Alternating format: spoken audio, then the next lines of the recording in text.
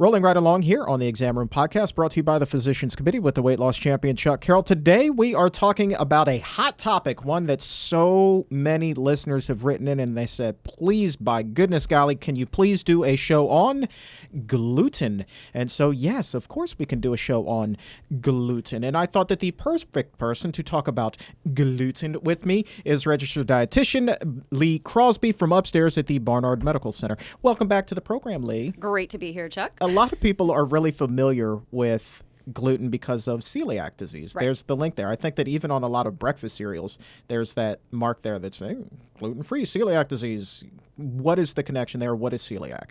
Right. And again, that mark is actually great for people who have celiac disease. So it is actually an autoimmune disease in which eating gluten leads to autoimmune damage in the small intestine. And it actually affects about 1% of the world's population, they think. It used to be that people thought it was a lot more rare, but again, better science, we're getting better numbers. And about 2.5 million Americans are actually undiagnosed, which puts them at risk for long-term health complications. So celiac disease is serious. You don't want to mess with it. It does have a hereditary component too. So if you have a first-degree relative who's been diagnosed with celiac, so that's a sibling or a parent, you or a child, you have a 1 in 10 risk of developing it yourself. And the only treatment is a strict gluten-free diet. Wow, that's a pretty strong hereditary link there. 1 in 10? It is. So, and that's actually why screening is recommended for anyone who has a first-degree relative, that they should be checked periodically to see if they have developed it. Good about it. Okay. Yes.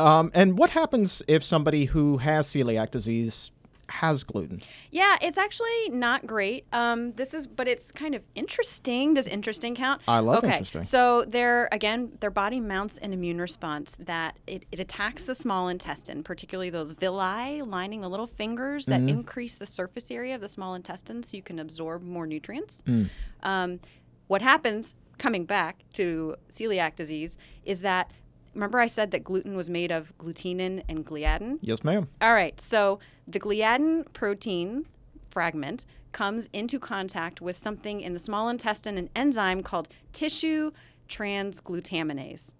Yeah. There's going to be a quiz on this later. Transglutaminase. Glutaminase. Close enough. All right. So those enzymes... Those enzymes actually are capable of altering the gliadin molecule, which, for lack of a better way to put it, makes it look shady to the immune system. So the immune system can actually then start mounting an attack against the gliadin molecule specifically. The gliadin molecule can also cross-link with that enzyme itself, that tissue transglutaminase. Told you it was going to get a little sciencey up here we go. Nerd out. And that can then trigger the body to have a reaction. This is where the real autoimmune part comes in, to that tissue transglutaminase enzyme itself. So now you've got the body reacting not only to the gluten as a foreign invader, but also to its own tissue transglutaminase, which hangs out in the small intestine, as a foreign invader. Yo, that's not good. You've got a full-blown war happening on You actually do. And the results of that, the collateral damage, is the small intestinal lining starts to get damaged. Those long finger-like villi start to flatten out. There are all kinds of changes that happen. And then the result is that you can end up with all kinds of symptoms, things like nutritional deficiencies because you're not absorbing as well. But the actual sort of primo symptoms, can we talk about symptoms now? Yeah, but I mean, by all means, I would imagine that they kind of vary a little bit from childhood to adulthood. They do. And this is something where I think that the medical community is still sort of catching up when it comes to celiac disease, because for kids, there are these sort of classic celiac disease symptoms. And we're talking about adults here, but I just wanted to digress briefly to kids because they tend to have those symptoms that were along the way taught as classic celiac disease symptoms. So things like diarrhea, bloating, abdominal pain, like those are the symptoms that most doctors, I think, would associate with celiac disease. Sounds like IBS. It does. It does. And weight loss. So those things are seen in kids. In adults, only 1/3 of adults with celiac disease have diarrhea. Really? Right? And you think, well, you're malabsorbing things, right? That would give you diarrhea. But only 1/3 of adults have that diarrhea. That's, again, most doctors. And I think most people would think like, oh, celiac disease, digestive problems, diarrhea. Right. They're getting other kinds of things like anemia, fatigue, bone and joint pain, osteoporosis, migraines, or all these. There are something like 200 different symptoms that can be associated with celiac. So you can see why it often is actually not diagnosed. And right now, some people, to make it even more complicated, don't even have symptoms. and this is from the Celiac Disease Foundation, about 40% of people have silent celiac. So they do not know they have it. Is that why there are so many people who go undiagnosed? That is correct. Okay. Yeah. So. Gotcha. What did you say? That was 2.5 million Americans alone? Yep. Wow. Yep. That's a lot. So again, and I think that it's something that people need to be aware of, particularly again if they have one of those first degree relatives who has it, to go ahead and get screened because their risk is increased.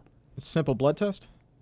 Typically. So yes, there's a simple blood test. If that's sort of an equivocal, we don't know, then they will go on to do a small intestinal biopsy. And that really is the full-on diagnostic test. Gotcha. Is the biopsy. Okay. Yeah. So that's celiac disease. But there are people who will say, all right, well, I don't have celiac, but gluten is still El Diablo. Yeah. All right. So what are some other reasons that these guys are talking about, Right. and we'll trump it here? Okay, so again, it used to be thought that it was celiac and that was it, or like maybe wheat allergy, right? Okay. So that's legit. That's about, again, the prevalence isn't totally known.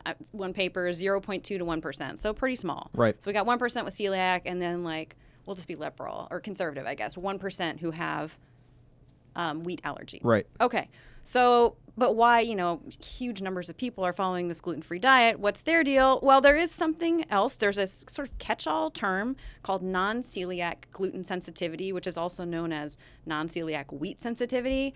And that's in people who have symptoms that seem to respond, and you'll know why I say seem to in a minute, to a gluten-free diet, but have had celiac disease ruled out.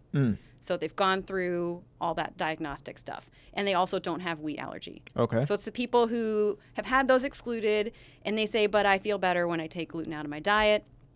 So, and it actually, the prevalence or the percent of people they think that have this, 0.5 to 13%. So Whoa, again, that's a wide range. I know. It's a really wide range. And part of it's because it's so nebulous. It's sort of, you think you feel better on it, so we'll just call it, and we ruled out celiac, so we'll call it non-celiac gluten sensitivity. Okay. But so this is where the plot starts to thicken a lot. Here we go. There was a 2017 systematic review. They looked at 10 double-blind, placebo-controlled trials of gluten specifically. And this was in people who had non-celiac gluten sensitivity. And they found that only 16% of those people who had this diagnosis had symptoms when they were challenged with gluten. Whoa. In a placebo-controlled trial. So they didn't know if they were getting gluten or not. What's interesting is that 40% of them had a nocebo response. Have you heard of this? Well, do you know what a placebo effect is? Yes, absolutely. Okay, right? So we can take a pill, and just because the act of taking a pill, we're feeling better. Right. Nocebo is the opposite. You can take a pill and get side effects from that pill, even if it's just a nothing pill. So like it's a sugar pill. psychosomatic. In a sense. So it's having you're having real symptoms, but they are not necessarily caused by the gluten itself. And this is how this double-blind trial works. So basically, the way to look at this is that they had the same or increased symptoms in response to a placebo as they did to the gluten. So the gluten in a pill, placebo in a pill, or sometimes a gluten-free muffin versus a gluten-containing muffin, they were having the same or increased symptoms in response to both. Weird. Because the brain doesn't know if it's getting gluten or not, so maybe it has the assumption that this could be gluten. Who knows? That reminds me of that old quote, I think, therefore I am. I don't know that this is exactly that, but kind of. Well, it's the power of the brain. I think I'm taking gluten. I think I'm going to have an adverse response, therefore I am. Oh, yeah. I mean, this could be a whole separate episode about just the power of the mind, the fact that they have to control for it in every single clinical trial. It's That's wild, right? crazy All right, so time. back to this. So anyways, like almost half of these people who had this diagnosis, they were just having a nocebo response. So only 16% of them were having symptoms when they were challenged in a blinded fashion with gluten, which says, okay, about 1 in 5 people are having symptoms. They don't have celiac disease. So non-celiac gluten sensitivity is real, but it's not really that common, right? And we're thinking, okay, it's maybe half to 13%, huge range, but only 16% of those are really having a reaction to gluten, right? So what's going on? So a couple of things that could be making a difference. We had talked about nocebo already. Right. There are other proteins in wheat that you can be sensitive to. And then wheat contains something called FODMAPs. Those ring We've a bell? talked about that on the show Yeah. before. Yeah. So these are fermentable carbohydrates that can cause IBS symptoms of gas and bloating in people who are susceptible. And wheat actually does contain a FODMAP. It's called fructans, a little body of FODMAPs there. So some people who are having these symptoms think, oh, I'm sensitive to gluten. They're actually sensitive to the fructan that comes along with the wheat for the ride. Okay, so if 1% of the population has celiac, Right. another 1% has wheat, and maybe we'll just double that and say another 2% Yep. has some sort of non-celiac gluten sensitivity, right? So that's still 4%. Right. Why then is this whole no gluten diet so popular? I don't know. Well, All right. Well, at least you're honest. God joking. bless you. I'm joking. I actually have some really good ideas. It's so popular. Like It sort is. of, it just boggles my mind. That's more what I'm trying to get at. Fun fact: in 2016, $15.5 billion spent on gluten-free foods. That was more than double the amount spent in 2011. I'm so sorry, this is like 15.5 billion? billion. So this with is a B. Yeah, with a B, the B Jeez kind. Louise. Yeah, so this is a lot of money, and as you know, there are all kinds of claims attached to this. So overall health, gut health, weight loss, more energy, athletic performance, like Yeah. you said. Even improving your mood, and we don't have good data to support most of these unless it's someone who falls in this 4% of people. Right. But I do want to just really quick, because Sure. I know there are going to be people listening to this who are like, listen, I feel better on a gluten-free diet, and it's not about nocebo or whatever. Like I totally feel better. Fun fact, no, placebo, you do actually feel better. Those are real, Sure. It's real a reactions. thing. Yeah. But even pushing that aside, again, if someone has IBS, then they're taking FODMAPs out. They're going to get some symptom improvement. If they really do, again, have that non-celiac gluten sensitivity or wheat allergy or celiac. And then here's what gets me. When most people cut wheat out of their diet, what do you think they're cutting out? Bread. They're cutting out bread. They're cutting out donuts and cakes and cookies. They're not cutting out there we bulgur go. wheat. They're not cutting out wheat berries. That's not what they're cutting out. They're cutting out trashy foods. There it is. Oftentimes. And then there are some possible nutritional deficiencies if that gluten-free diet's not carefully planned. Not saying that you need to have wheat in your life to get everything you need, but there are some things to watch out for people who need to eliminate gluten from their life. Jeez Louise. Yeah. So there's some pretty good reasons to just keep on eating wheat if you don't have any issues with it. I would imagine, though, there's also the risk if you're taking certain foods out of your diet that you're going to be missing some key nutrients as well.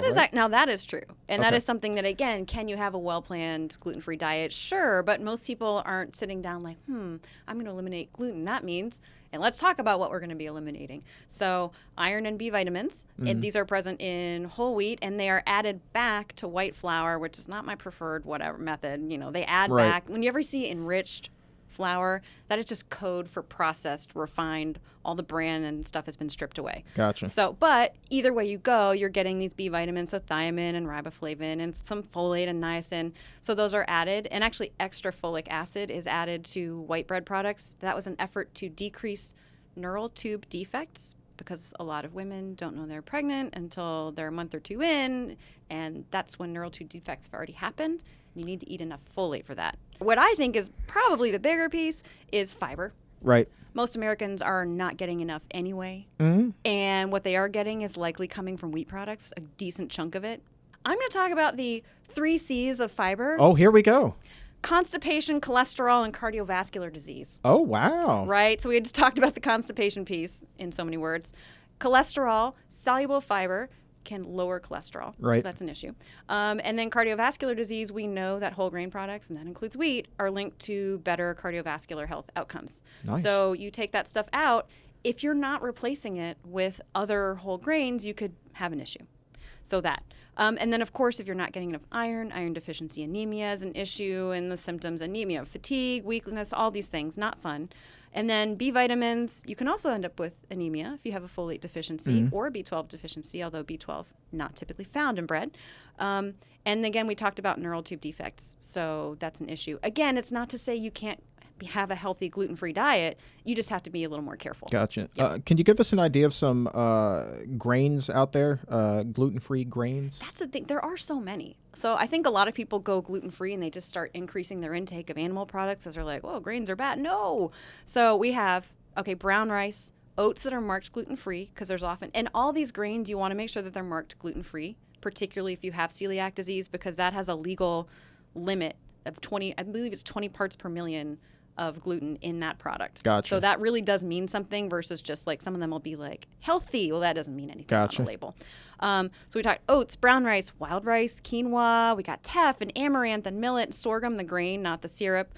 Buckwheat, it's one of my favorites that it does not get enough credit. It's really good. You ever had buckwheat pancakes? Yeah, they're delightful. Yeah. Just saying. All right, so those are some options. There are others that I've missed, I'm sure, but that's a lot. And these are all natural. These have not been altered to be gluten-free. This is... No, they're just born that way. Okay, there you go. All right, barnardmedical.org. You can also find Lee on Twitter at veggie_quest. And, of course, Instagram, Lee at VeggieQuest. And the website itself, veggie-quest.com. Lee Crosby, thanks for hitting us with some knowledge on the gluten. You bet. Thanks for having me on the podcast. If you like that interview and you want more of it, go ahead and subscribe to this YouTube channel. Leave a nice comment below. And for the full interview, also head over to Apple Podcast and subscribe to the Exam Room Podcast by the Physicians Committee. New episodes with information and inspiration each and every Wednesday.